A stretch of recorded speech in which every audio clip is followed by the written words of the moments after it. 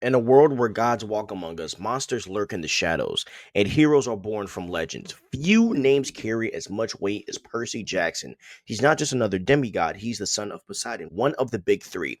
And in the world of Greek mythology, that alone makes him a living weapon. But how powerful is Percy Jackson really? Is he just another hero with the sword, or is he something far greater? This is LoreVerse, and today we're diving into the divine and breaking down the true power of Percy Jackson from his origins to his godlike potential. So let's dig into this. So let's start with the basics here. Percy is a demigod, meaning he's half mortal, half god. His father, Poseidon, the god of the sea, storms, earthquakes, and horses. And that automatically puts him in the upper tier of the demigods. In Rick Riordan's world, the children of the big three, Zeus, Poseidon, and Hades, are in a class of their own. Their power isn't just strength or skill, but it's elemental. They control forces of nature that shape the world itself. For Percy, that power comes from the sea and everything connected to it. The ocean is more than just a weapon for Percy, it's an extension of who he is. He can breathe underwater, he can talk to sea creatures, control water pressure, and even manipulate currents strong enough to crush metal. In The Lightning Thief, he moves entire tides with his will. In the Sea of Monsters, he commands a massive whirlpool, something only Poseidon himself should be able to do.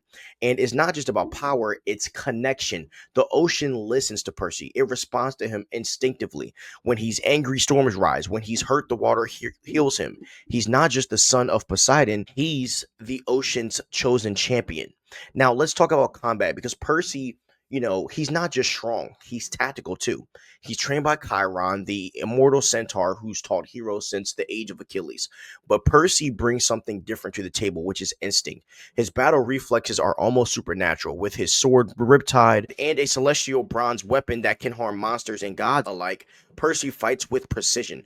He's defeated Ares, the literal god of war. He's gone toe to toe with Titans and survived. And during the war with Kronos, he commanded armies, made strategic calls, and stood his ground where entire legions fell.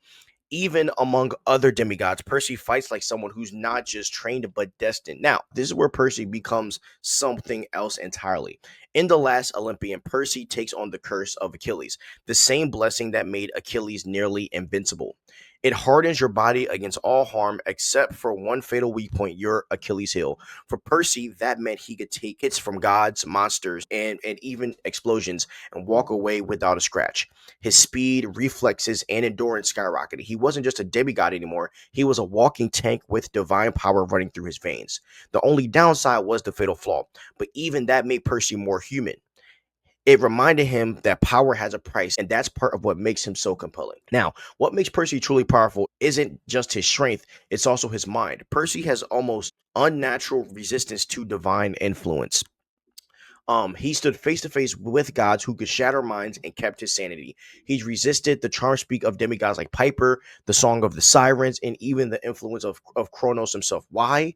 Because Percy's power isn't fueled by domination, it's fueled by will. His heart, his loyalty, and even his love for his friends and his drive to protect the innocent, that's what gives his power direction. And you can't manipulate someone who knows exactly who they are. And here's the wild part about this, right? Percy Jackson has even turned down godhood. After the events of The Last Olympian, the Olympians offer Percy immortality, a place among the gods, and he said no. But that offer tells you everything you need to know, which I think is still a stupid thing. Why would Percy turn down being a god? Crazy, but I understand. It serves the story. But hear this, the gods saw him as one of their own, someone powerful enough, wise enough, and balanced enough to join them. Even without accepting that power, Percy's influence ripples across the world. He's not just the strongest demigod of his age, he's a symbol of what it means to defy fate itself.